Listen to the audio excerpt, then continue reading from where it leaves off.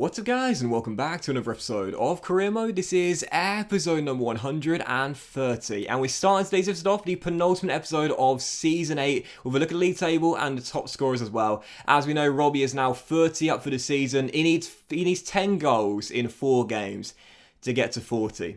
Now, if anyone's capable of doing that, it's Roberto Gutierrez. But I'm not focused on the individual record here. We know he's going to win the Golden Boot. I'm focused on our team record. If we win 3 of our remaining 4 games, get the 9 points we need, we will be a new record-holding team in La Liga with most points in a single league season. So first game of today's episode on the back of our 2-2 draw at Metropolitano that of course saw us through 5-2 over 2 legs to reach the Champions League final in Season 1 of Real Madrid, taking on Osasuna. This game was still an important one. And early on into the game, 11 minutes in, he's been brilliant recently, and to be fair, he's been great all season long. 13 goals in 24 games for Melamed. Nico Melamed makes it 1-0. We take the very early lead. I was thinking, okay, here we go. We should see this game out pretty comfortably here at the Bernabeu, shouldn't we? Well, sometimes there are things you can't really account for. Yep, 6 minutes before the break, and Benrahma makes it 1-1, and Osasuna find their leveller. And if you didn't see it first time, you'll see it on the replay. How unfortunate was this? Shot taken from range. You'll see it best on this camera angle here where it flips around 180. Ledesma comes across to make the block. He gets a strong boot on it, don't get me wrong, but unfortunately, it turned out to be detrimental to our chance keeping the ball out. Streniak probably would have made the save. Instead, the deflection takes it straight past our goalkeeper. It's 1-1, and Osasuna had the leveller. And I was thinking, come on, man, like, seriously. Now, I know we can afford one slip-up in these final 4 games and win the other 3, and we'll set the points record, but I wanted to do it, you know, as quickly as I could. I wanted to make sure on the final day it was done. I wouldn't need to worry about it. There would be no pressure. So in the second half, I attacked, I huffed and I puffed, but I just could not beat Osasuna's back line. Some committed defending. They didn't want to see us set the points record this season. It's still 1-1, and they were just clearing every single cross and doing everything they could to get the ball out of the back of their net. With 20 minutes to go, as Gutierrez picks up a loose ball, slides it through to Marino, very aware there from Mikel, plays it across the edge of the area, not the edge of the area, the edge of the 6-yard area. And there is Nico Melamed, our number 7 to bag. Goal number 14 for the season and 2 on the night as well. And I breathed a big sigh of relief at this point, because to be fair to Osasuna, their defence in this game was fantastic, man. I mean, when you talk about committed defending, this was one of those games where they're throwing bodies in front of everything, they're heading away every single cross, they're doing all they can to prevent us getting the goals. But a brace from Nico does ensure we do come through the big 3 points with a late goal with 18 minutes to go to give us the big victory there. So delighted with that, and again, it was a game which we should have won comfortably, really, but Osasuna made it hard work for us. And, you know, I talked about it before, I talked about it last episode, that's why I'm really liking this FIFA, because even when you are winning, there are so many games like that where you've really got to be on top of your game to just grind out a 1-goal victory. We're at home to Osasuna, and okay, this season are a good campaign, they're on the brink of European football for next year, but even so, it would have been a banker in previous FIFAs, that one. You know, last year I would have won that game like 3 or 4-0, but this year, you got to grind those points out, man, I'm serious. But even so, you would have seen Wagnerman went down, thanks to a 5-day injury. I don't know what it is about Real Madrid right-backs and injuries this season, but just a 5-day one there for Joshua. Pedro Porro thinking, why can't I be that lucky with my injuries? But for the following game here, well, this is an interesting one. Rock bottom, already relegated, Real Sociedad away. And I know what you're thinking if you've watched the season. Where was Calvin Phillips? Was he going to start in goal for Real Sociedad like he did earlier on in the season? The answer was no.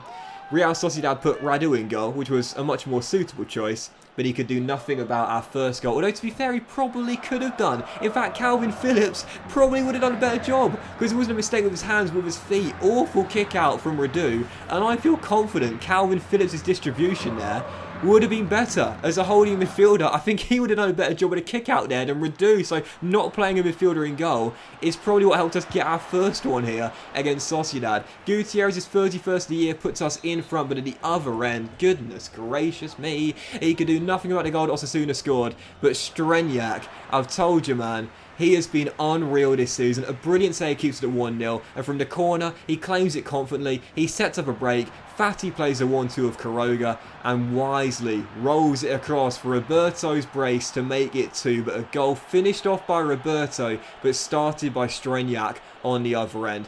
I know every time he makes a save, I just orgasm. I mean, I love the guy to pieces, man. I'm the first to admit it, but honestly, he's been my favourite goalkeeper in this year's FIFA.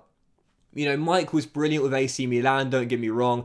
Justin Bailo at Brentford was really good as well. David Araya, the original goalkeeper we had as well in the first 3 seasons. Don't get me wrong, these are great goalkeepers, but Streniak, in just the 1 season we've had with Real Madrid, has been my all-time favourite in the entire series. He's been brilliant. His shot stopping is incredible. His distribution is always on point. He's got a goalkeeper assist. You know, he set up that goal there from the back. He claims every cross so comfortably. I love him. I really, really do. And it's one of those moments where, I talked about it before, you know, when you do a career mode save, new gens and regens, when you start a new one, they're lost forever. They're gone. They're specific to that save.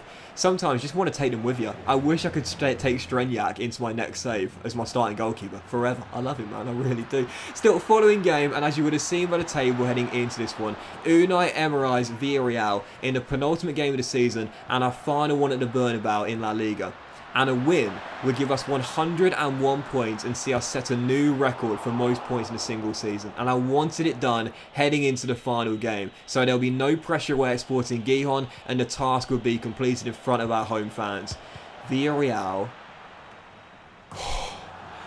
had other ideas and almost won it late on. Final score 1-1. We draw the game in the end with Villarreal. A slip up at home to Unai Emery's side. And listen, we still got the game to do it, but we know now a draw will not be enough on the final day. It finished goalless. Their defence was really good. Sam Johnston, the former Baggy, made a couple of great saves in this game as well.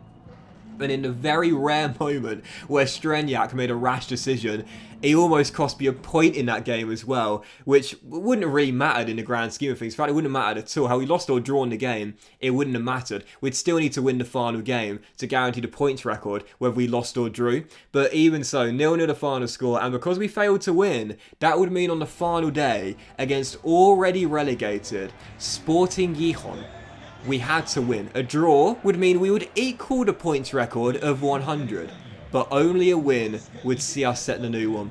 So after the game against Villarreal, where I thought we were a little bit flat, lacking creativity, I knew I needed an early goal to settle some nerves, and 13 minutes in, we would get it. Roberto rolling through Quiroga. It's only his 3rd goal in La Liga this season. It's been in Europe where he's excelled, but what a pickup he's been from Wolves on a free transfer. 1-0 Real Madrid. It's Quiroga with the goal, and then 36 minutes in, after some really nice passing here, Quiroga finds Gutierrez as he returns the favour, says, Robbie, you set up my first, I'll let you get a goal. Rolls into the feet of the captain, and 8 minutes before the break, this was the moment I knew we were going to do it, baby. We were going to do it. Sporting Gijón 0, Real Madrid 2. But again, to be fair, Sporting Gijón weren't going to lie down and accept defeat. Streniak makes a great save right before half-time to keep it at 2-0. And I was thinking, okay, don't let him back in the game. Let's wrap this up and confirm it early in the second half.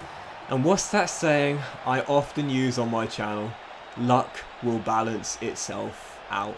You remember the first goal we conceded today against Osasuna? That deflection off Ledesma seemed so cruel when it trickled past Streniak, who was diving the other way.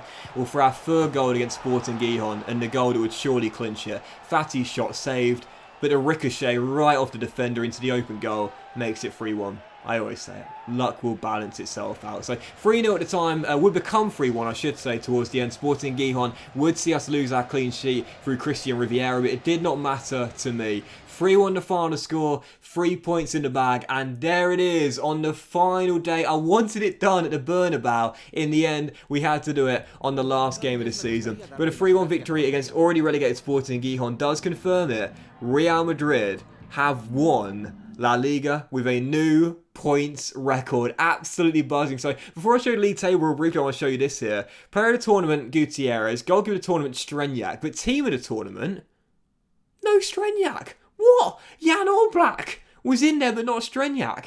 Ledesma, Fati and Gutierrez there, and I was thinking, hang on a second, we won La Liga with 5 games to spare and set a new points record with 102 on the board. Streniak won the Golden Glove by several clean sheets.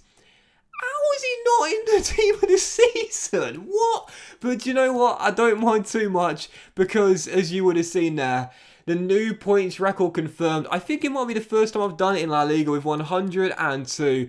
And what a dominant display it was for Roberto this year as well. Golden Boot winner, assist title winner. And on the other end, Streniak. 7 clean sheets more than Jan Oblak, yet somehow snubbed as a place in the team of the season. But you know what? He'll take that as motivation heading into the final game of the season, because the new points record is down, La Liga is in the cabinet. But heading to the season finale, it's a chance for our first Champions League with Real Madrid in our third final in 4 years. Can we do it? Win the Champions League with 3 separate teams? Well, if we're going to do so, we need to come through RB Leipzig, the mega rich Germans, in the Champions League final. But that will end this video, guys. Big thank you for watching. Enjoyed it. If you drop a like. Much love to you all. Have a fantastic day, and we'll see you for the season finale, the Champions League final with Real Madrid against RB Leipzig very soon.